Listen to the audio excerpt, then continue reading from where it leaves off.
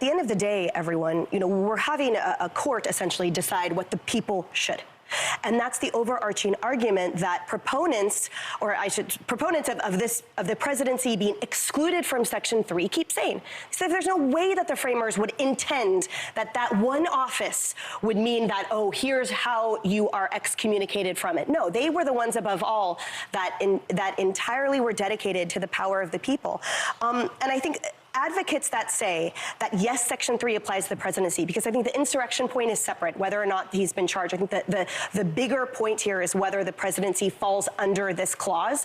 And everyone who says, oh, yes, it definitely does, they cite scattered sources. Right. They say, oh, there's no way that the framers would have intended that someone who was a Confederate got back into the presidency. And then they say that it should be read as to cover as many positions as possible. But at the end of the day, the democracy canon, as Josh Blackman and Seth Barrett-Tillman wrote for NYU's journal Law and Liberty, which I really suggest everyone reads, because they go into detail why exactly. Because we might have missed it. The NYU Journal of Law and Liberty, Josh Blackman and Seth Tillman wrote an amazing long article about why exactly the presidency does not fall under this, why the framers intended for this to be excluded.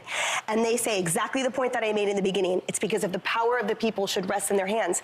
And they point out that the democracy canon precedents said the entire time that the presidency was not an officer of the United States.